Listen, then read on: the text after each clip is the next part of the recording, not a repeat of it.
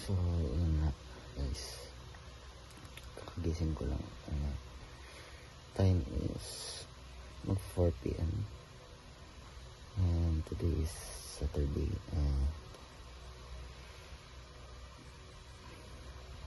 We would do a long run, so let's go.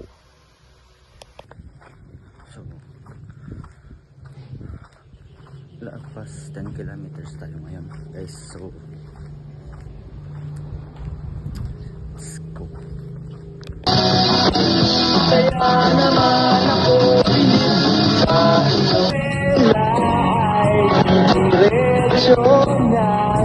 so guys, 3 kilometers tayo.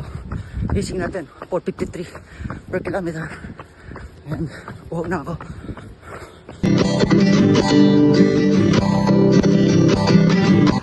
Okay, San Vicente, lapit na ako.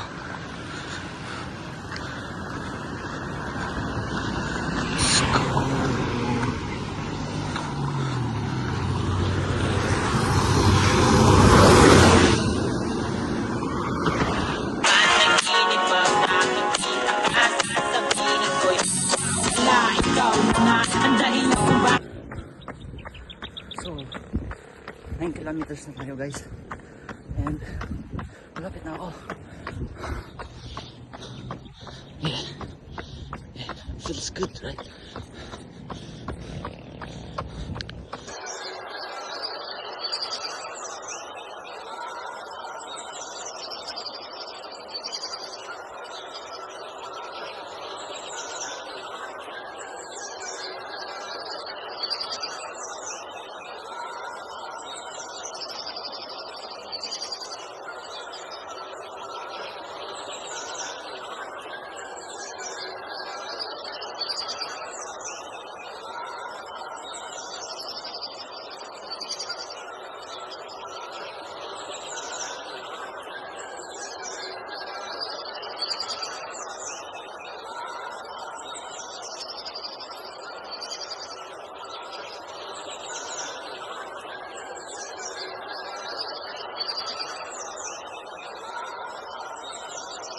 So ayun,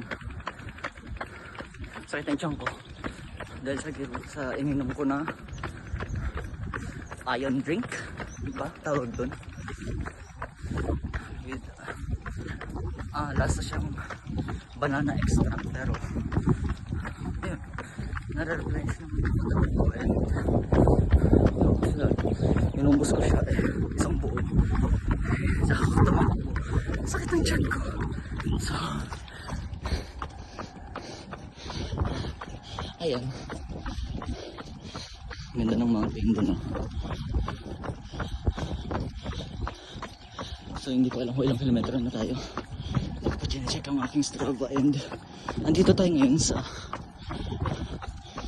Canarem. Ay, Canarem tuloy. Yeah. Pero I think bantog na to. Well, doesn't matter. Pauwi naman ako eh. 4 to 5 kilometers na lang. So, tapusin na natin.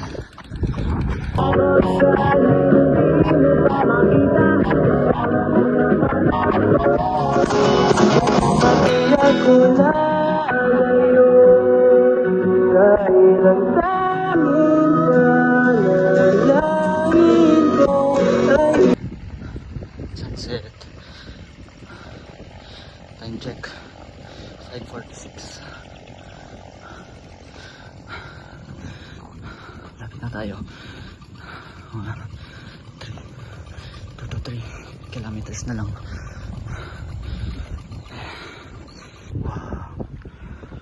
Wow, it's really good like that.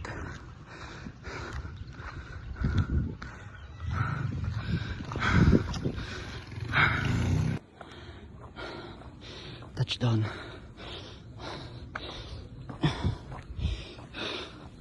So, yan guys, natapos tayo ng 17 kilometers long run.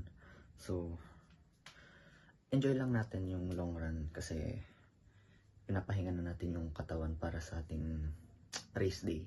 And dahil player ako ng isang university, kailangang ihanda yung katawan. So wala, chill lang yung takbo natin. So today is pahinga tayo and yun na.